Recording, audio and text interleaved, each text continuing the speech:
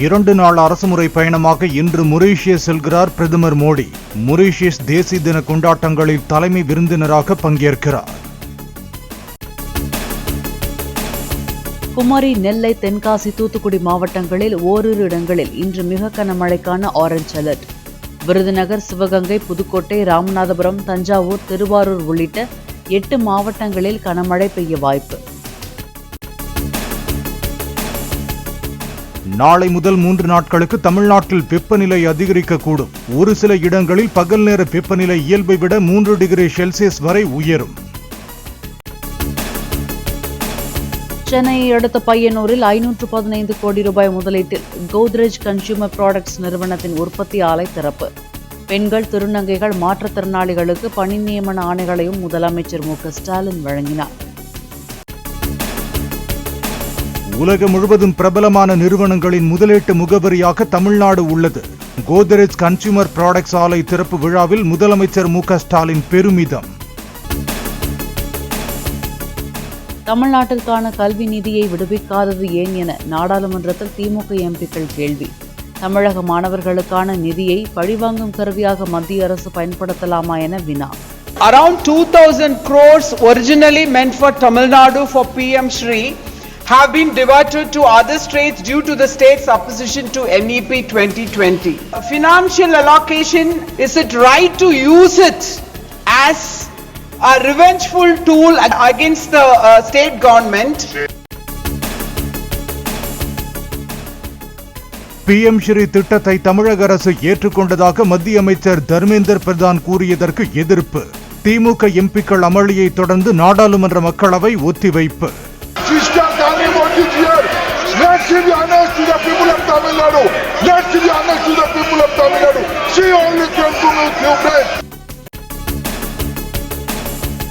PM Sri திட்டத்தை ஏற்பதிலிருந்து தமிழக அரசு திடீரென பின்வாங்கியதாக மத்திய அமைச்சர் தர்மேந்திர பிரதான் குற்றச்சாட்டு. கடந்த ஆண்டு மார்ச் 15ஆம் தேதி புரிந்துணர்வு ஒப்பந்தத்தில் தமிழக அரசு கையெழுத்திட்டதாகவும் திட்டவட்டம். They agreed, they went back, they had a U-turn. It is their problem.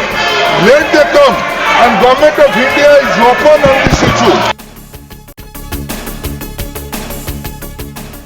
தமிழ்நாட்டில் PM ஸ்ரீ திட்டத்தை நடைமுறைப்படுத்த தமிழக முதலமைச்சர் தயாராக இருந்தார் என மத்திய அமைச்சர் தர்மேந்திர பிரதான் பரபரப்பு தகவல்.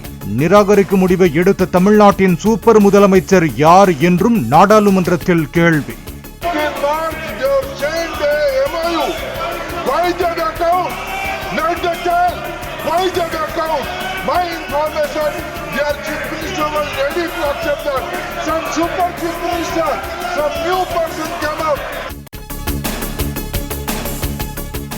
தமிழ்நாட்டு மாணவர்களுக்குரிய நிதியை தமிழ்நாட்டிலிருந்து வசூல் செய்த வரியை விடுவிக்க முடியுமா முடியாதா? மத்திய அமைச்சர் தர்மேந்திர பிரதானுக்கு முதலமைச்சர் மு.க.ஸ்டாலின் காட்டமான கேள்வி. திமுகவினர் நாகரிகமற்றவர்கள் என்று மத்திய அமைச்சர் தர்மேந்திர பிரதான் சொன்னதில் என்ன குறை கண்டீர்கள் என அண்ணாமலை கேள்வி. ஏழை எளிய மாணவர்களின் கல்வியில் அரசியல் செய்வது யார் என்று தமிழக மக்களுக்கு நன்கு தெரியும் என்று வலைத்தளத்தில் பதிவு.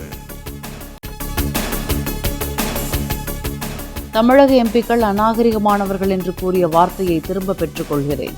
திமுக எம்பி கனிமொழி எதிர்ப்பு தெரிவித்ததை தொடர்ந்து மத்திய அமைச்சர் தர்மேந்திர பிரதான் அறிவிப்பு. மத்திய அமைச்சர் தர்மேந்திர பிரதானுக்கு எதிராக உரிமை மீறல் நோட்டீஸ். மக்களவை சபாநாயகரிடம் கொடுத்தார் நாடாளுமன்ற திமுக குழு தலைவர் கனிமொழி. ஏரிக்கு வரும் தண்ணீரை அனுமதியின்றி வேறு தேவைகளுக்கு பயன்படுத்தினால் சிறைக்கு செல்வீர்கள். நீர்வளத்துறை அமைச்சர் துரைமுருகன் எச்சரிக்கை. சர்க்காருடைய சொத்து அது, நாங்க கை வைக்கலாம், கை வைத்தா திருடு. ஆகையினால நீ உள்ள போறது உறுதி. மதுரையில் மத நல்லிணக்க பேரணி நடத்த அனுமதி மறுத்ததற்கு விசிக தலைவர் திருமாவளவன் கண்டனம். மத நல்லிணக்க கொள்கை கொண்ட ஒரு முதலமைச்சரின் ஆட்சியில் அனுமதி மறுப்பது குழப்பமாக உள்ளதாகவும் பேச்சு. பெண் என்பதால் மாநகராட்சி அதிகாரிகள் வேண்டுமென்று அசிங்கப்படுத்துவதாக கடலூர் மாநகராட்சி மேயர் ஆதங்கம். செல்போன் அழைப்பை அதிகாரிகள் ஏற்காமல் தவிர்ப்பதாகவும் குற்றச்சாட்டு. இல்ல கடுப்பா இல்லவா? இதோட 4வது நிகழ்ச்சி யாருமே வர்றது கிடையாது. நான் மட்டுமே வந்து பூஜை போட்டு போறேன். இல்ல என்ன அசிங்கப்படுத்துறாங்களா, இல்ல மேயர் பொறுப்பு அசிங்கப்படுத்துறாங்களா, இல்ல நம்ம ஆட்சி அசிங்கப்படுத்துறாங்களா, அமைச்சர் அசிங்கப்படுத்துறாங்களா, எனக்கு புரியல. போன போட்டா ஃபர்ஸ்ட் எடுக்கிறது கிடையாது.